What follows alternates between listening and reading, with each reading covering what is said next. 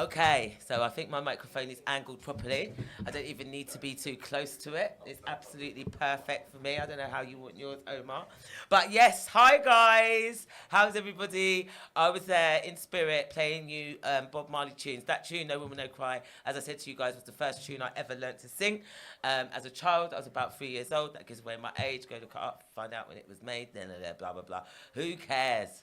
I just want to say happy Thursday. I've said it already. I'll say it again. But with no further ado, I want to get my guest on. He was on last week, and he's on again in a reverse role, right?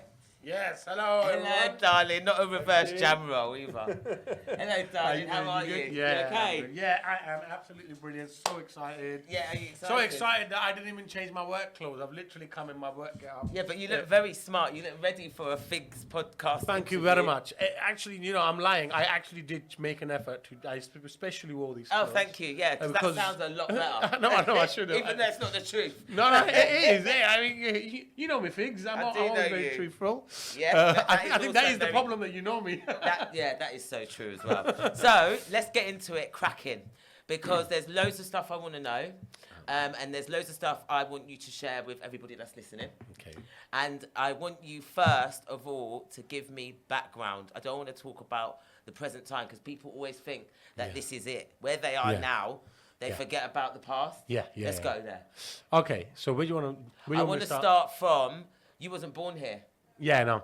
Right, so let's talk about that. All right, okay. So I was born to a absolutely ginormous family in Pakistan. I'm from Pakistan, and I was born in Pakistan, in Karachi, and it was an absolutely massive family, as in my mum was one of 6, my dad was one of 14. Oh, wow. My grandma was one of 35. I'm not, like, no exaggeration. You've got thousands of cousins. When I got married, we invited like immediate family and one level up, and it was like 1,500 people. You're joking. No exaggeration. Anyway, we're moving out too much, but essentially to a big family. It was a combined living family, what we call back home, where it was the house, or our house was as big as a block of street, a block of houses in a street, if that makes any sense. A block of flats. Yes, essentially. But they were all houses. Yeah. It's like a council estate, but our own family. It's just our family. Make sense? But it wasn't a council estate. No. It was a private estate. And it sounds rather posh. It's not as posh as it may sound, but it was just all of the brothers got together and built one big place where everybody had their own portion.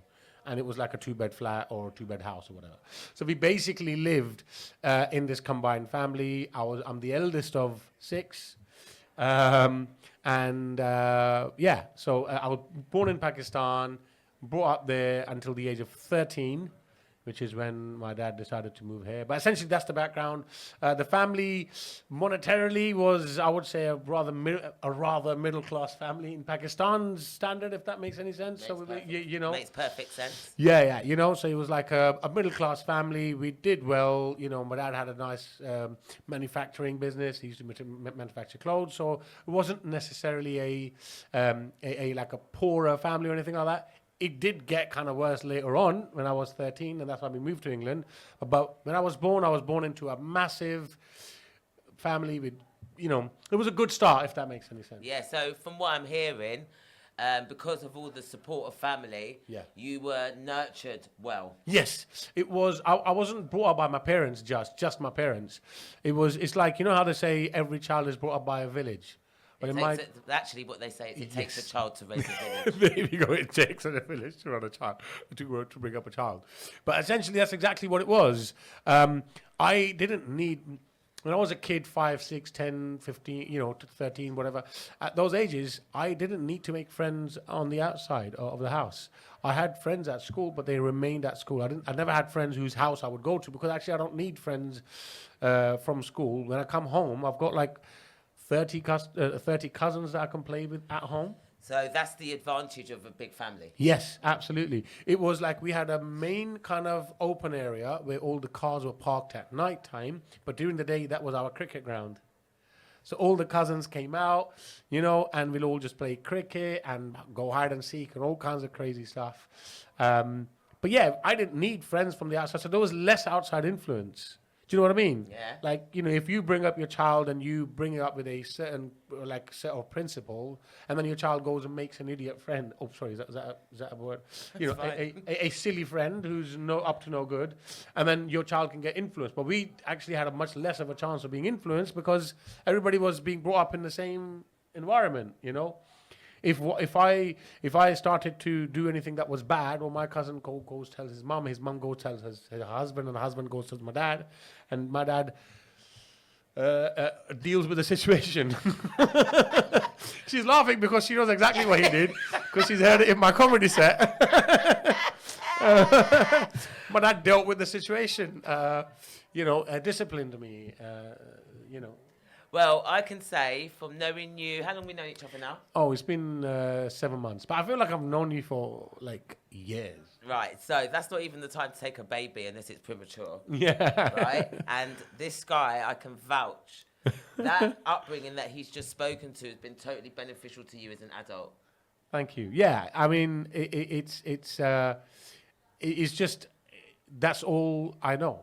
You know what does that make sense? Of course it does. You know, that is, it's like what we were talking about earlier on today. It's like, that's all you know, how you are. That's all you know, and that's all I know. So, yeah, I mean, you know, how I was brought up or how I am as a person is not really for me to judge. But all I can say is it was a very traditional Pakistani upbringing with the added benefit of having so many other cameras, because there was no CCTVs back in those days. No. But every house, every uncle's house, every auntie's house, which was either upstairs or downstairs or on the side or on the left, was a CCTV. Yes, of course. I love that. You know what I mean? Yeah. And that meant that if I used profanity, I mean, the reason why I use so much profanity now is because, like, I would say until the age of 15, I never actually said a bad word. Because I was programmed not to, because if I said it, or maybe my mum isn't around, but auntie's, you know, being nosy from upstairs, or, you know, uncle's, you know, just drived in, so I can't use profanity. So that's just beautiful. See, once you get past the stages as well, there's no need to kind of wonder about why that reason was. The fact is that you just didn't. Yeah, absolutely. And I just really didn't. good. That's a really good thing, and not many of us can say anything like that. Yeah, I mean, I've had people tell me, "Oh, that sounds like you were really in a cage or something." I was like, "No, actually, it just kept me within my boundaries. Actually, I knew what my lines was, and my lines were drawn, and those lines, and then that just meant that it was good for me." Yeah, you know, absolutely. using bad language, being rude to someone, being needlessly harsh to someone, there's no benefit in it. Do you know what I mean? But yeah, it was an absolutely beautiful upbringing. You know, all of my dad's brothers and sisters, and because my mum's father and my dad's father were business partners, they'd bought houses next to each other. So it was a massive block of houses. And my mum's side, my nan lived like literally from that end to the room to the 12 feet away, maybe her house was, or 13, however wide that little driveway that I said we played in, that's where the two doors were. So my nan lived across the door from us, and my grandma lived 2 doors down in the same kind of area. And there was a boundary, so within that boundary we had a guard. And you know what, we were able to actually, I say middle class, but actually our incomes weren't stupendously high, but our lifestyles were, because if we hire a guard, like we've got a security guard, there's like 15 families that are paying £1 each for that guard, which adds up to be £15 to pay for that guard. So we're actually not really paying a lot of money to have a security guard outside to look after the kids and make sure the kids are not going on the road and stuff. So like you're that. working in numbers. Yeah. You know, if we ever, so for example, we had what do you call it? Dry cleaners. The guy would come to us. He would come and pick our clothes, go wash them and bring him back to us. And because he knew if he got one customer, he'd get 15 other customers, he'd give us a really, really good deal. Or we would just say, well, you're doing, this is all one house. And this is a number of, we always got a good deal for everything. So you mean a laundrette?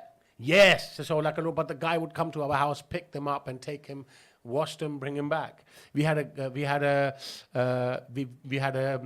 lady who would come, or a maid that would come every morning. She'd clean up the house, she'd make tea, she'd tidy up everything, then she'd go to the next house, do the same thing, go to the next house, do the same thing.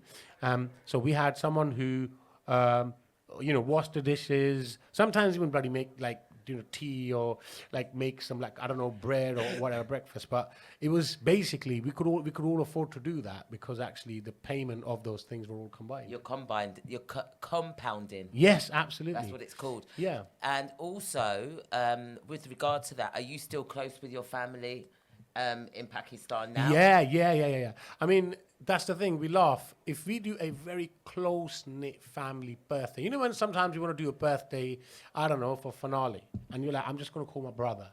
Well, that's like 200 people in our case. So nothing is small. Do you know what I mean? When we have weddings, I mean, I just said my brother's wedding, my wedding, I had like 1,200 people. My brother's wedding was like 1,500 people. But you have to understand, those 200 people are waiting staff. They're not like guests.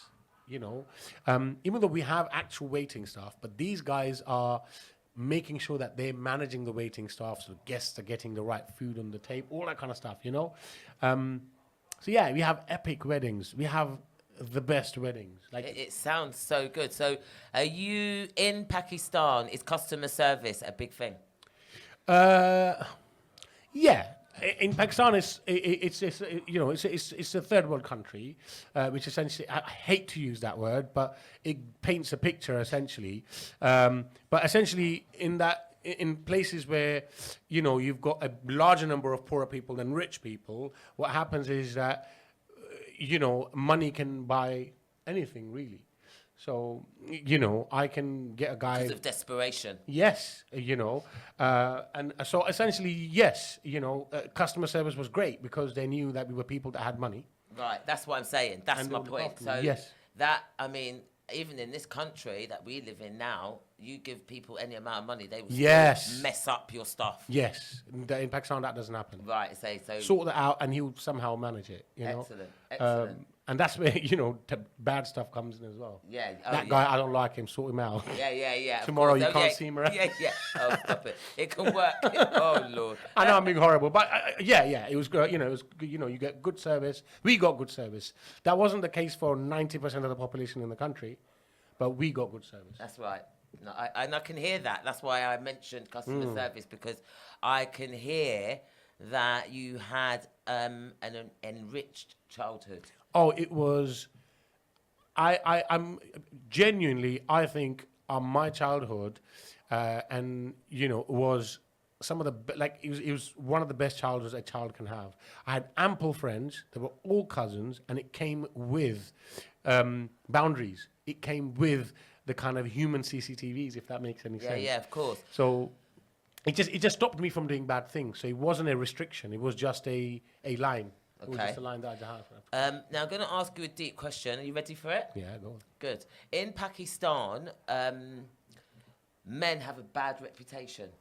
Okay. Is that true? Yeah. Generally. Yeah, look. Like in Jamaica. Yeah, look. So I think it's two different things. The bad reputation. I haven't asked the question Okay, yet. sorry. No, it's fine. I wanted you to go through this with me first. Let's Okay. take it in stages. Okay, so men having bad reputation in Pakistan versus men having bad reputation in Jamaica. No, we don't want to compare. We just Yeah. want you to tell me. Yeah, no, but I mean, it's different things. They're bad in different ways. if that's Oh, what I okay. I meant. see what you're saying. That makes sense. It's bad in different ways. That was my point. But the thing is, women in Pakistan are brought up a certain way. Just like I knew, that's all I knew. That's all my nan knew. That's all my mum knew, if that makes any sense. I think Yeah. my mum's generation's things changed, but before my mum's generation, that's all they knew. Which is what? What is all they knew? All they knew was to listen to what the husband is saying. And as long as that was happening, it was fine. She was happy because she had a leader of the house that would deal with any problems. That programmed her to never make decisions because she's got a decision maker for her. And that was it. She never wanted to go out and work because that just wasn't an option. Right. And what happens if you don't want to listen? If you don't want to listen, they would be, in general, in my family, that wasn't that much the case, but in general, it would mean the kind of family belongs to. So, for example, if a woman said, I just want to go out and work, well, that would generally cause a lot of problems, depending on which class you were in. That's a horrible word again, but if you were in a poorer family, it would just be a slap and sit down, as horrible as it may sound. Yeah. And if you were in a richer family, it would just be kind of like name calling and look at her, she goes out and works. It's so bad. Like, oh my God. Yeah, like degrading attitude towards the woman. Yeah, just taunting. It's kind of like anything. It's how you would you talk about, I don't know, a person who was, I don't know, a certain type of a person. And you're like, oh, he's that kind of person. Right, okay, so a lot of judgment, etc. Judgment, yeah. I think judgment is the right word, which I think still exists in certain parts of the country. Again, it's all to do with education. No problem. So where the city I live in, it's a rather modern place. You probably go there and you'll see you probably see more women in scarf in East London, for example, the street I live in, than you'll see in Karachi in Pakistan. Oh, really? Yeah. Quite modern. Yeah, it's actually quite modern. So you'll actually find now the modern societies in Pakistan have similar issues than societies like Western world. Yeah, than the Western world. It's kind of gone the other way around in some people's perception. Yeah. Men have started to say, well, hey, hang on, this is, you know what I mean? Yeah, this is not how it's supposed to be. Yes, so you've got that. But then, you've got to bear in mind 90% of Pakistan still lives under the poverty line. So you've got a lot of areas in Pakistan that are villages and places like that. And in some ways, they're actually modern because women actually do go out to work because they have to. Does that make sense? Yeah. So in some ways, they're actually modern because So the times husband... have changed. Yes, because things are expensive. The husband knows he's not going to be able to just, work and that will provide for the family. She has to work, so then she goes out to work. So in some ways it's modern, but yeah, I mean, look, the patriarchy or male dominance is still present in a lot of portions of the country. It's still there. But that is where, and it's generally to do with decision making and men deciding what women do and all that kind of stuff. So my next question leads on to the main question. How much of that did you witness in your community? In my immediate community? Yeah, in your family of your little community that you used to live in with the driveway and everybody and all your cousins. How much of the generalization of men in Pakistan did you witness? You know what? That's a really, really good question. That's a really, really good question. I would say in my family, I didn't see that. I didn't see women being oppressed, if that makes any sense. What I saw was women just wanting to work at home. Does that make sense? There was not I don't know, there was one of my aunties who started a business and no one said anything. They were actually quite praised. Well, wow, look, she does a business. They were quite proud of her. All of the girls and boys were equally educated, the 14 of them. Can you imagine you've got 14 children and every single one of them is degree level educated, regardless of if it's a girl or a boy? It's beautiful. Of course it is. And this is, 50, 60 years ago. This isn't like yesterday. This is 60 years ago. Every one of them got an education. But the disappointing thing was that even after getting the education, the women just knew that they were going to be home and look after the house. And that's how they wanted it. If I go to my auntie now and say, hey, you want, she's like, what? I ain't working. That's not my job. She looks at going out there and working as a terrible thing. Yes. Because of the lifestyle and the way and their values and beliefs. Yeah, and in their minds, the white women or the Western women have been brainwashed. Yeah. They've been tricked into working. They've been tricked into going out there and dragging their backsides and working, whereas they should be at home. And the husband is a provider and he should provide. So where life potentially probably got difficult for some women was, they want to buy something. And the husband is saying no because it's too expensive. And that's the extent to which they had that kind of limitation. Which I suppose that will potentially even happen today if the woman wasn't making the money. Yeah, unfortunately, you're right. Yeah. I mean, if she's not making the money, it's probably still going to be the guy. Spend it as you want, Yeah. As simple as that. Yeah. And also, is the way that you were brought up with your values and beliefs, has that got anything to do with your religion? Everything to do with my religion. And can you tell the listeners what your religion is? So I'm Muslim. We have obviously a not a very good reputation. You do. No, don't be like that. No, that's because you're educated, FIIG'S. But I would say a lot of people out there who don't have a lot of interactions with Muslim. And let's face it, if you're looking at the UK, there's only... I know because we're in London, we walk out and we see more brown faces than white faces, for example, in certain parts of London. But if you look at Britain as a whole, we're only 5% of the population. So a good 70% of the population don't actually have a lot of interaction with us.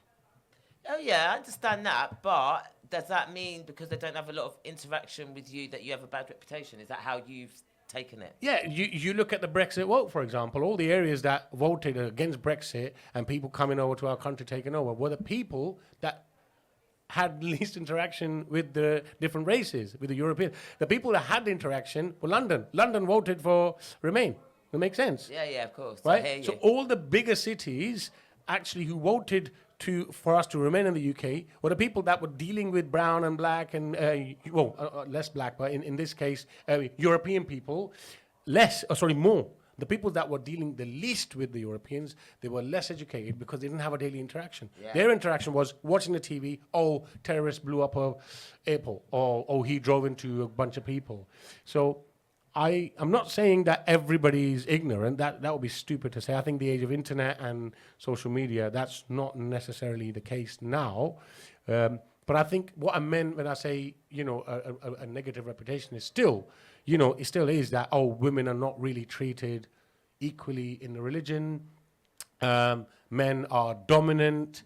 And I think a lot of the times that's more to do with what some cultures do instead of what the religion says. Okay. So what you're trying to say is, as a human being and as a man, that's been taken advantage of. The religion of you look after your wife, you provide for her. Now it seems like it's degrading. Yeah. They've changed that narrative to actually the men don't want the women to work. Yeah. And the women are being degraded and treated as second-class citizens. Yeah, if you speak to my auntie, she would look at a European woman and say, actually, or anyone in the Western world, and say women are not really be treated nicely because, first of all, they've been brainwashed into wearing clothes, for example, that are too revealing, which turns them into an object. So they've been brainwashed there. They've been told what to wear through fashion, through media, through celebrity lifestyle and following and all that kind of stuff. And then they've been brainwashed into going out there and working. Whereas who I'm the queen of the house. My husband brings in, yes, he brings in the halal bacon, and I'm the one who cooks it and provides. So actually, we're pretty equal, and that's how she's looking at that. But of course, on the other hand, someone from the West would say, well, that's how she's been brainwashed to think. So both parties actually think that the other side has been brainwashed. What do you think? I think it's a balance. I think, yes, of course, the reason why Auntie thinks that is because that's all she knows. You know what I mean? That's why she thinks that. But that's how, it's kind of like, I was born with a stutter. That's all I know. And I'm like, I'm making fun of that now, and that's my life. So for me, you know what I mean? That's all I know, and I know how to deal with that. So I'm trying to look at the positive sides of it. Do you know what I'm trying to say? So yes, you find women in Pakistan that want to go out there and they're not allowed to, or they do go to work. The family want them to go, but when they go out, the extended family starts to point fingers. Then no one wants to marry her because, oh, she makes money. I don't really want to get married to a girl who's making money. So that's still there. Yeah. You know what I mean? That's still there. But I think there's just a balance. I think in the West, sometimes we go to the other extreme where if a woman isn't working and she really genuinely wants to be someone who wants to stay at home and the husband is the provider, she's kind of looked at as someone who's maybe a little bit backwards, and she's been brainwashed, even though in the Western society, she's basically, that's what she's choosing to do. And in Pakistan, there's a stigma if you want to go out to work. So I think actually, if you look at it, it's still equally good and equally bad in both places. Potentially a little bit more bad in Pakistan, but it's still it's not as imbalanced as we think. Do you know what I'm trying to say? Well, at least you put that straight. And another thing I want to find out is how are you married? Yeah, I'm married. I was arranged marriage. It was an arranged marriage. But the way it happened was, I call it manual Tinder. So I go back home and Mum's like, well, I said to my parents I want to get married because I was religious. Can I just stop you? Sorry. Yeah. Right. No, don't be sorry. I just want to stop you because I just want to understand how do you know you have to say that to your parents? Okay. So essentially, I was a lot more religious then than I am now. And for me, the thing that I felt that was going to happen was I'm not supposed to have sex before marriage. Right. Now, what does a lot more religious then look like? I would say just being more kind of on it when it comes to your prayers, looking at everything and looking at it from a religious lens. If I'm doing that, or is that religious? If I'm going out, is that religious? If I'm doing that, is that religious? Right, can you just stop now? I know what you mean, because I've never seen this guy do a prayer, and he is in places that I know are haram. No, so the places are never haram. The stuff happening in the place can be haram. But the place itself is not haram. If I go to a nightclub and what's happening around me is haram, but I'm not doing it, then ideally I shouldn't really be there. But Thank you. That's what I'm thinking. it's not prohibited. Isn't it? No. Right, so before would you have been there? No, I wouldn't have gone there So because it was taking me close to haram. Make sense? Right, yeah, so that's what I'm saying, and Yeah. that's what I'm basically saying, so Yeah. I understand that. Yeah, I do prayers. I've prayed. I've done all of my prayers for today. So I definitely pray. You come out after you pray then? Yeah. So I this timing. So I pray, but I would say at that time I was probably a little bit too into religion. You know, there were certain elements of my life that were being hindered by it instead of being improved by it. Okay, do you ever think that you would have ever joined any form of far-right No. interaction with No. regard to anybody that's representing your religion? No, because you have to understand the global representation of terrorists is essentially 0.00040 zeros and then 3% of the Muslim Ah, population. brilliant. That's really Of good Muslims. to know. Yeah, of Muslims. So what you have to understand is some of the basic stuff in the Quran is all about being nice and being kind and be good to people. So anyone, there's no one that can convince anyone that, it's a religious thing to go out and harm someone. Okay, brilliant. And also the number of attacks that are happening throughout the world, when you count them, the numbers that are done by Muslims and the numbers that are done by anybody else other than Muslims is actually a lot higher. Obviously, individual groups may be lower, but actually a lot higher. I mean, a lot of the attacks happening in America. America's had more terrorist attacks by the local people of the lone wolves, and the moment the guy's Muslim, it turns into a terrorist attack done by a group of people. Anyway, but the point is, I don't know of anyone. That's what I was going to it's going to be my next question. Do you know anybody that has been influenced by any far-right groups that claim to represent your religion? No, I've never met a person. I've never met that kind of person. I met people that are extreme, but not extreme in the way that they'll harm someone. They're extreme as that's this and that's haram, and you breathing is haram, and that kind of stuff. They got to go too extreme in religion. But I've never personally ever met a person that I've said, do you know what, that guy? Yeah, man, he's taking that. Never, and I've but that's because it's 0.0003% of the population. And it's weird because it's 0.003% of the nation. However, it's 50% of the nation actually think it's much, much more than that. Yeah. Simply because, Like you said, ignorance, lack of education. Look, if I'm a guy who lives in Yorkshire Dales, do you know what I mean? And I have I don't know why I did that. And he's got a farm. He's a nice man. He goes out. He does his business. Comes home, and his only knowledge of someone from Pakistan is maybe some guy that serves him in a curry house, and that guy is nice, but actually, every other brown person or Muslim person he sees is on TV when they say, there was an attack. Oh, okay. Yeah, so that's so like you said, it's lack of education, ignorance. In some ways, it's not his fault because that's all he's seeing. But at the same time, open your mind, man. Yeah. Open your mind, people. Go out and study. So you've had the facts now, from somebody that is representing. Yeah. Yeah? You're repping your culture, you're repping your religion. Right, so I asked you if you were married. Yeah. You told me that it was arranged marriage. Yeah. And I just want to know how you knew that you were going to have an arranged marriage and that you had to ask your parents. So you explained to me that you was a lot more religious than you are now. Sorry, you are brilliant at this because I went on a different tangent. So because I was a lot more religious, I felt that I may fall into the traps of having sex before marriage. And I didn't really want to go in that direction. And I was like, I don't want to do that. And I want to be in a relationship. So I went to my parents and I said to my dad straight out, I said, Dad, you know, if you don't want me to go down a path which religiously I'm not allowed to and you wouldn't like me to, I would say get me married. And they were like, yeah, cool, you're the eldest. Usually eldest are expected to get married a little earlier in the family anyway, and all that kind of stuff. So they were like, yeah. So can I ask, how old were you? I was... Around, you don't even have to tell me exactly. Yeah, no. I was about 18 when I got engaged. Eh? Yeah. Right. I don't know how old this guy is, by the way. I'm 40. How are you? I turned 40 on Christmas Day. Right, I knew your birthday's on Christmas Day.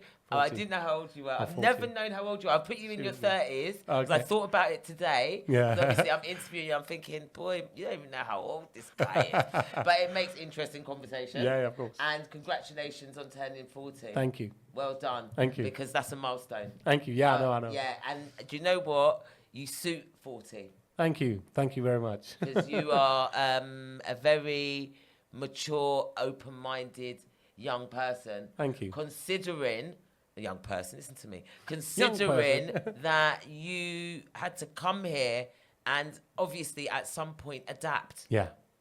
Yeah, I felt like I came at the perfect age where I had all the benefits of my culture, all the good things from my culture, like the etiquette or whatever, you know. I don't know. I say etiquette as if He it ain't doesn't got exist. no etiquette anyway. Well, I've never seen you use etiquette in my whole life since I've known you. I know. But that's because you see me on a stage. Where That's I'm trying because to I take see the him mick on out, the stage. right? But yeah, no. But the thing is, like, I say etiquette. I mean, like, I don't know. The good things of my what I values perceive, and the beliefs. the values. There you go. That's the right word. The values and the basic stuff from my culture, I'd already kind of observed within my life, and then I came here, and then I was able to see and adapt to this culture. So I feel like Why would you want to do that? no, as in In like order to fit in. No, I mean I didn't do anything in order to fit in that I wasn't allowed to do. Like that's No, I don't mean that. Yeah. I mean you adapted what was going on here so that you could fit in with the people here. yeah. I said, well, look, I have to live a life here. So the idea was to stay within my belief system, but also understand what this culture is. So I have a good understanding of the culture here, and I still feel that I'm very Muslim British than British Muslim, if that makes any sense. That really does make sense. So when you came, were you all given the right to stay as soon as you came? Was that a problem when you come from Pakistan, are you automatically... No. Right. So we essentially the family. There's a process of you have to apply and you have to appeal and you've got to give them reasons on why you need to stay in the UK. You need to pay. No. Well, yes, in certain cases you have to pay. So, for example, my dad, has initially started with an investment visa, which required him to invest a certain amount of money, and that results in you getting a temporary permit to stay in the country. And then once that's happened, you then, as you show that business has been run and that's happening, then it gets from a Pakistani passport, you get an indefinite stamp, and then from that you get a British passport. So you are fully legit here. Yeah. I don't want the Home Office knocking on the door. Yeah. Can you imagine? I'm doing some comedy. Shut down. Yeah, I'm doing some comedy on stage, and they're like, "All right, sir, you come here." Yeah, honestly. So you came here at 13. So it's only 5 years between that and your engagement. Yeah. Did you go to school here when you came? Yeah. Yeah. So you went to secondary school. I Yeah. take it. I went to What year? during What year was you year in? 9. Year 9. So year 9, you're coming up for your GCSEs. You've missed a bit of work, but what was the education like in Pakistan? Education in Pakistan, again, because of the family we belonged to, meant that we did go to nicer school than the average child. So in here, state funded and private funded is a huge there's a huge difference in price, but quality wise, I don't know how much of a difference there is, but I don't believe it's that much. Okay. It may be a big difference, but it's a recognizable achievement if you have 10 GCSEs, for example. Do you know what I mean? Yes. Whereas in Pakistan, if it was a government funded school, it would be a under a tree kind of thing. So you had to go for private schools. And because we belonged to a nice family, we were able to go to nicer schools. So actually, we went to really nice schools, and they were English grammar schools. So our English was actually really good when we came here. Right, that's what I was going to say. That was going to lead me on to my next question. So when you came here, were you up to date with the studies? Were you ahead or behind with year 9? I was slightly ahead in certain subjects. So maths and science, I was slightly ahead because it's just they apply a lot more pressure in Pakistan, and you learn a few things slightly earlier in nicer schools for you to be a outstanding student. So I was slightly ahead in certain things, but most things I was slightly behind because, like English, for example, because yes, I learned English and I could speak English, could communicate, but written and understanding it completely and all that kind of stuff took a bit of time. I mean, German was a language that I'd never, and that was part of my GCSEs. D&T, design and technology, I didn't know what that was. So yeah, they were mostly I was behind. It's so honest. Yeah, as in I had to learn that. I had to learn what those things were. Yeah, brilliant. You know what I mean? Brilliant. So was that challenging for you? Did you enjoy it? No, How I loved was it. school life? I loved it. I've got all these bits from my comedy, but I won't do those bits. But the idea is that, like, there were so many things that were so different. Like, I remember going in and, like, kids taking a mick out of teacher. In Pakistan, they had, like, you know, literally one of the schools that we went to had whips. Yeah. If kids were, if the kids weren't being, if they weren't listening to the teacher, they had a room with them. And then we had that. Believe it or not, we had that in the UK. Okay. Just before you came, when I was in primary school still, the teachers were allowed to smack you. Wow. Because my uncles and my dad and that used to go to school and you just get the beating. From the teacher. Yeah. So we still had that there, and not in every school, but in certain schools. And then, but when I came here, I remember distinctly one kid was being so rude to this teacher, and this teacher goes, as a joke, he goes, I know martial arts, and this kid. At first this kid takes a paper ball, chucks it at the teacher. I'm like, oh, this kid is gonna get it today. I'm getting excited. I'm like, oh, this is gonna be fun. First day, I'm gonna get to see a fight, right? The teacher turns around and he goes, I know martial arts. And this kid gets up, goes nose to the teacher. This was like miraculous scenes for me, like mystical scenes. I'd only heard of these kind of scenes, where a student gets up to a teacher and goes nose to nose and says, "I dare you to hit me." I was like, not only is this kid gonna get beats, he's gonna get beats martial art style. And this goes, all right, that's it. You're gonna get a detention. And I thought, he's gonna get detained. Oh my God, this is worse than Pakistan. He's going to get detained. Because I'm thinking detention, he's going to get detained. Like, what, they're going to arrest him and putting him in jail or whatever. And I go to one of these, dude, what is detention like? Oh my God, that sounds horrible, man. He's like, dude, they go sit in the room, you got to write stuff. And I was like, oh my God, I felt so free. And I think I went through like a 3-month period where I was like... Getting detention. Yeah, because I was like, hey, man. And I tell my cousin I got detained yesterday. So like, I'm a bad boy, I'm a rude boy.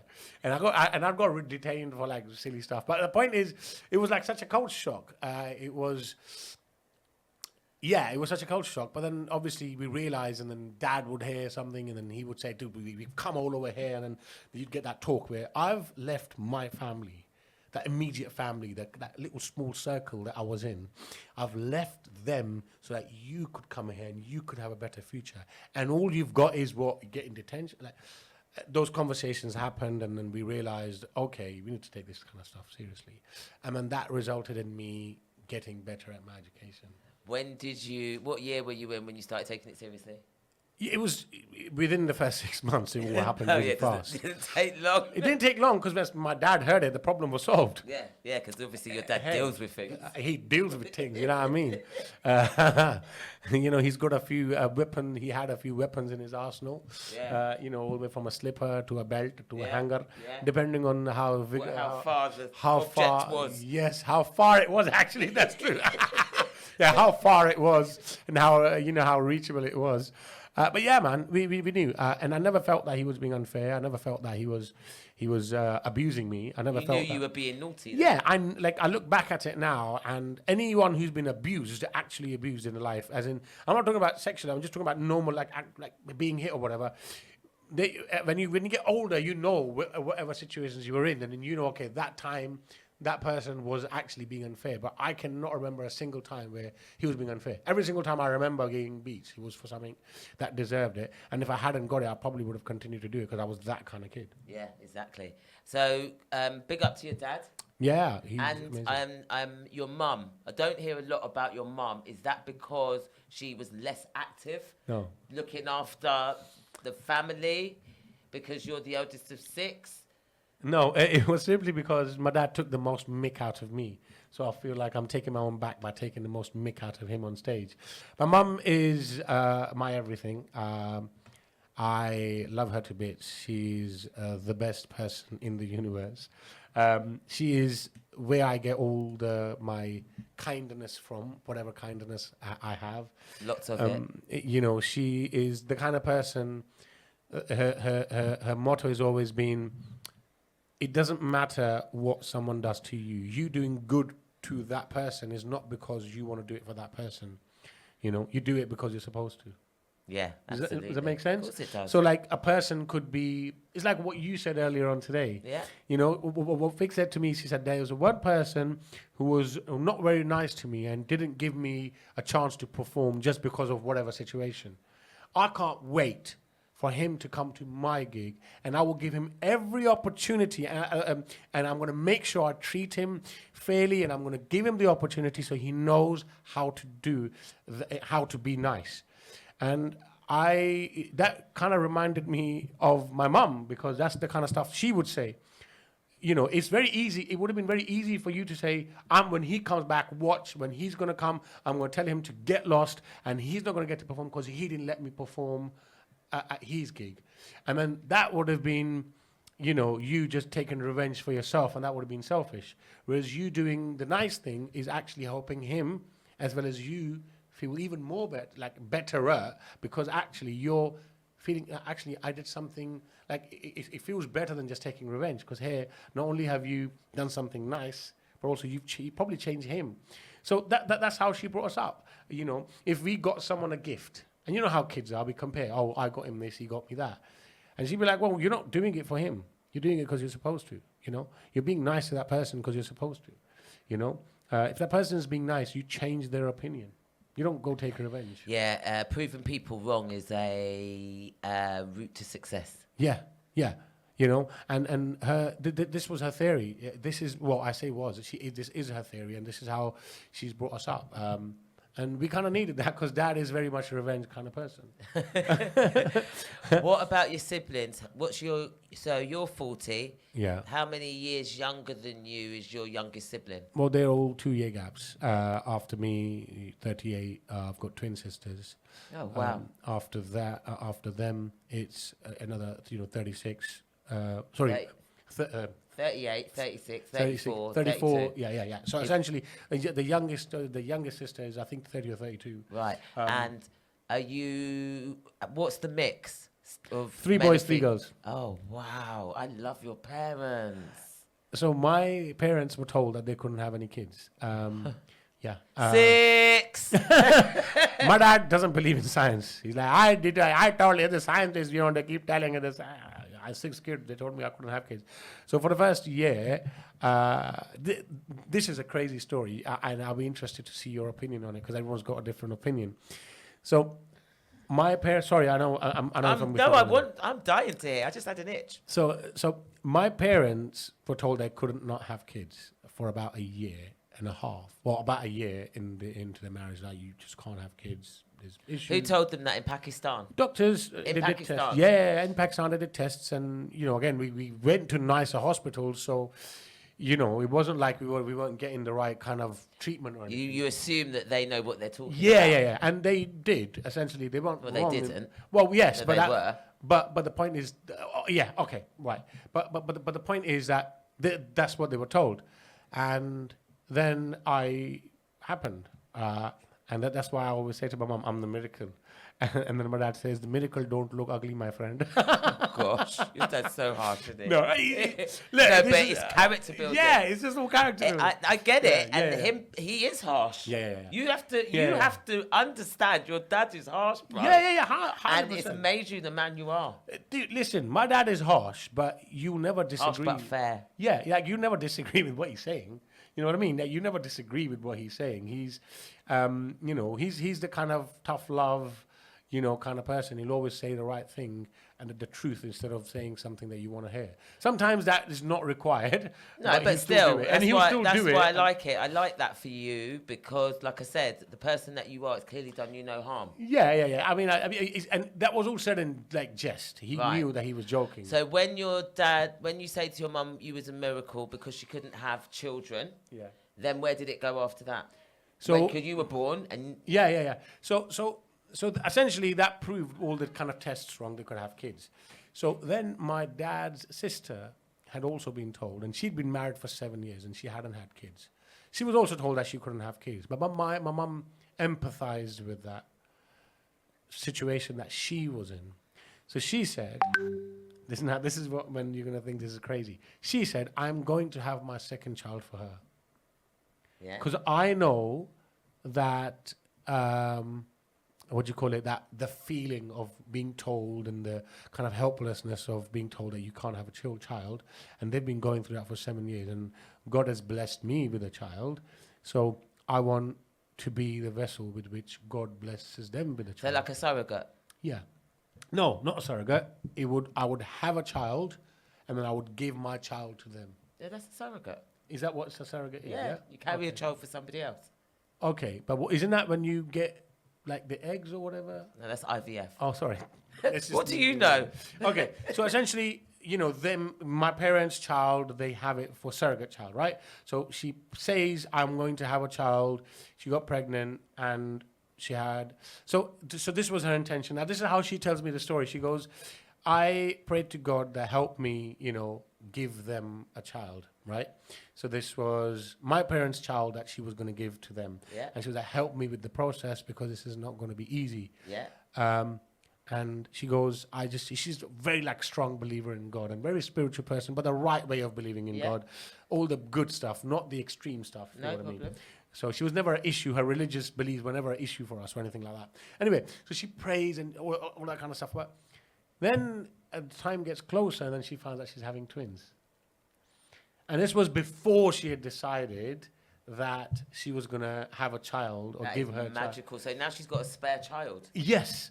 And now, at that time, it was, and then, and my auntie who was going to get the child, she knew from day one that this is why we're having this child, right?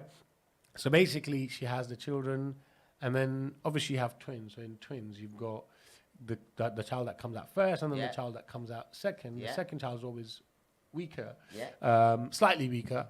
And so when time came to, obviously to decide which To hand it ones over. to hand over, Mum said that she was going to keep the weaker child because she needs. That's what I would have done. Yeah, because because anybody else from the outside will keep keep the help. No, you have But to keep the actually- weak one because you have to 'cause want them yes, to be strong, isn't it? because you're a mother, you Yeah, know. that's it. Right? But also at the same time, this wasn't going to be such a difficult thing, 100% difficult one, because my dad's sister lived, not very far away, and it wasn't going to be like she was going to be separated from her ever. But that, but essentially, the child was given to my auntie, and that raises a lot of eyebrows in a lot of people's mind. I think it's beautiful. Oh, I mean, she did what That is a gift of life. yeah, and I That's the biggest gift you can give Yeah. somebody is life, whether it be your own life, whether it be the life of a child, whether it be your child. That doesn't matter. yeah, and so it was just beautiful. I mean, so it was just absolutely, and the strength she showed in the whole process. And where it got difficult for her was when we decided to move to England, because that's when she was really going to get separated from her child, because that's still her child, right? Yeah. That's her blood, and Yeah. that's. Yeah. But that girl looks like she was. God had made her for that house. They are not identical twins. Listen to this now. Are they close? Yes, they are, but not as close Not like sisters. No. Like cousins. Yeah, they're like cousins. And when did everybody find out that that's not your mum? Oh, no, they knew it from like day one. Oh, really? Like as babies, they knew. This was conversations in the house. You and they see, just knew. in Western UK families, that would be a secret. Oh, yeah. That would be EastEnders. Doof, doof, doof, doof. When the time is revealed when the child is about 10 or 11. She calls my dad uncle. Yes. And she calls my mum auntie. It's proper. She calls her, like, you know, my auntie, her mum. And dad. Even though that's and dad, right?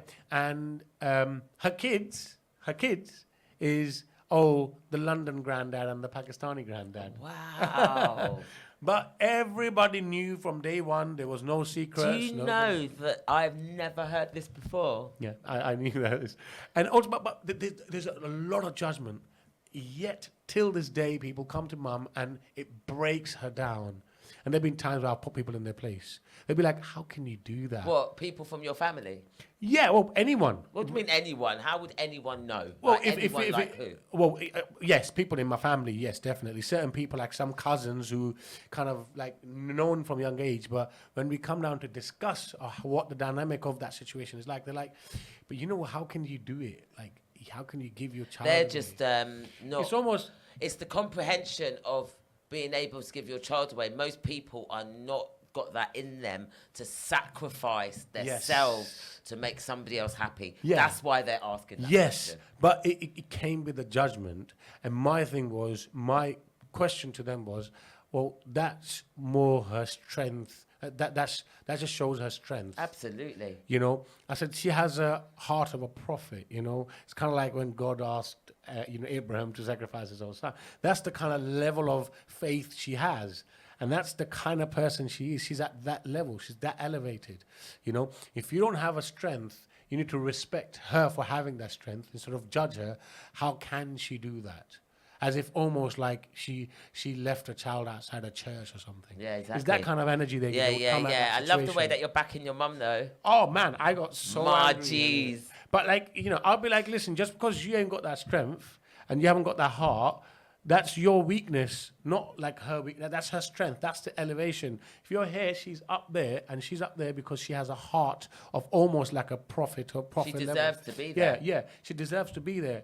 And she is like, she is like just, you ask any of her daughter-in-laws how she is as a mother-in-law, they'll have nothing like wrong to say about my mum. So you don't have the westernized dynamics of don't like mother-in-law. This Isn't a westernized dynamic. This is a very Pakistani That's what I dynamic mean. as You well. don't have that. But we since don't you've have been it. living Yeah, here. we've never had that. My wife loves and adores my mum to bits.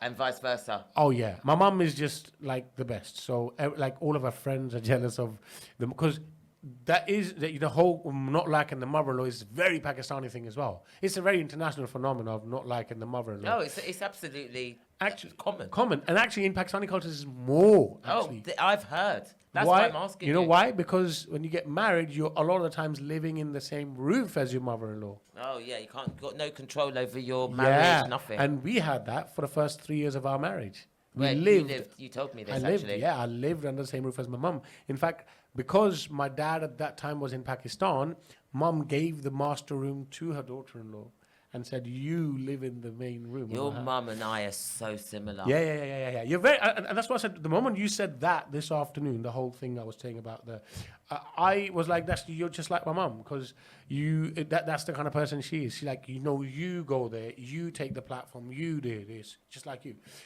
So that's the kind of person she is. And my dad is an absolute genius. And the reason why you only hear stuff where he's being harsh is because that's the funny stuff. But he's like my hero. Like I have always wanted to be. I'm more like my mum than my dad, but I want to be more like my dad because of how he is. Because you're aspiring. Yeah, because man, this guy he's what 70, and he's just started a business and moved to another country because he wanted to. Because he felt like it. Yeah, he felt like it, And like I would look at that business and think, oh, okay, how much money now? charts and pie charts and analyze. Procrastinate. But well, not just that. Overanalyze. That's it. Overanalyze. Procrastinating is the Right? same thing. Yeah. And then maybe no. By the time I'm done with all the work and it's been like 3 months, I'm like, oh, forget about it.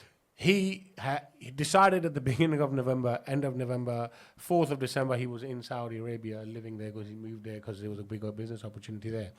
So where's your mum gone with him? Yeah. So what? What are you telling me? Your parents aren't in this country anymore? Yeah.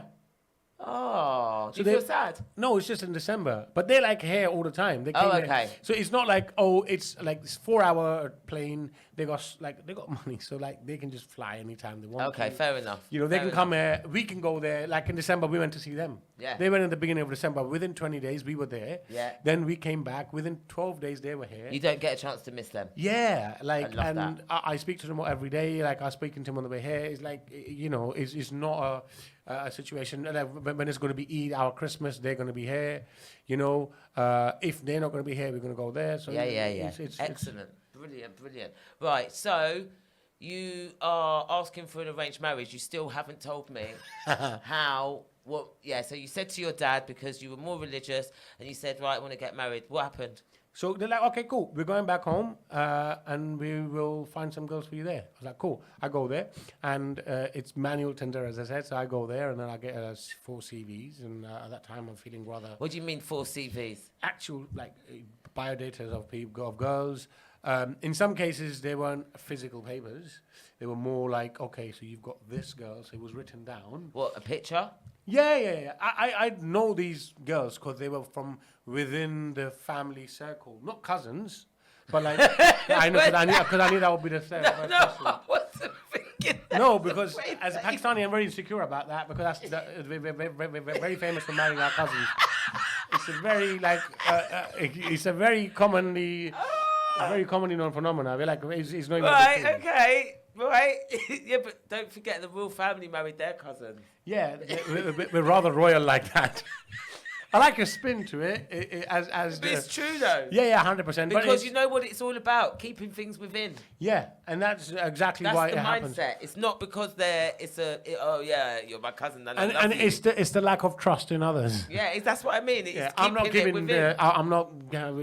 my daughter. Well, I'm not giving my daughter away to this guy who I don't know. I'd rather give him to this kid who I've seen brought up, and Yeah, they were exactly. playing as kids together. Yeah, and and she called him brother, and he called her sister. Oh, stop it. Right, let's not go there.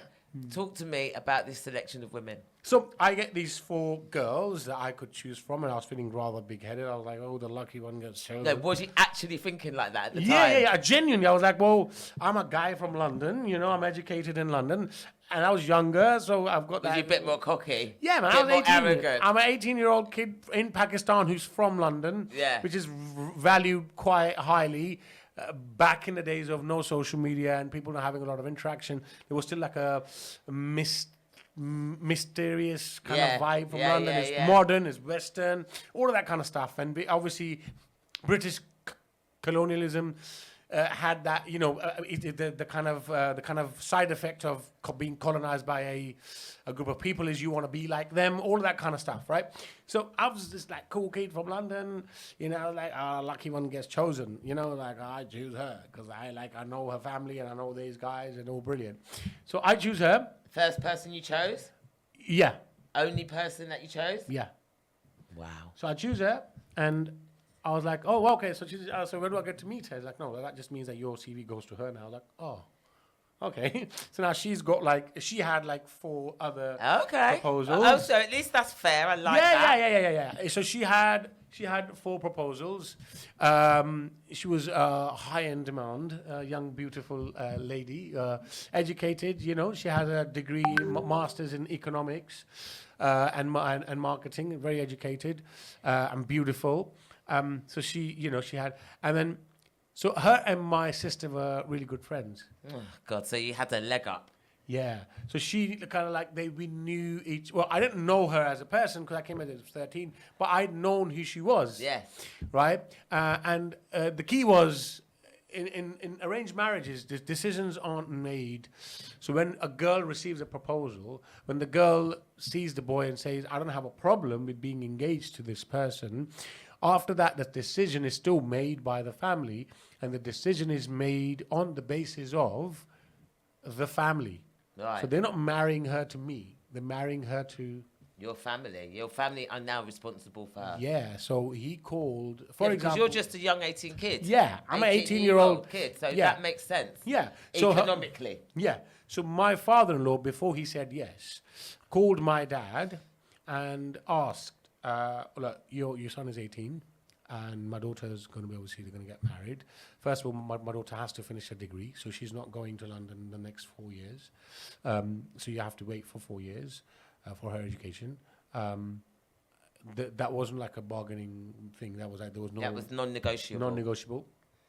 And also, how is she going to be supported?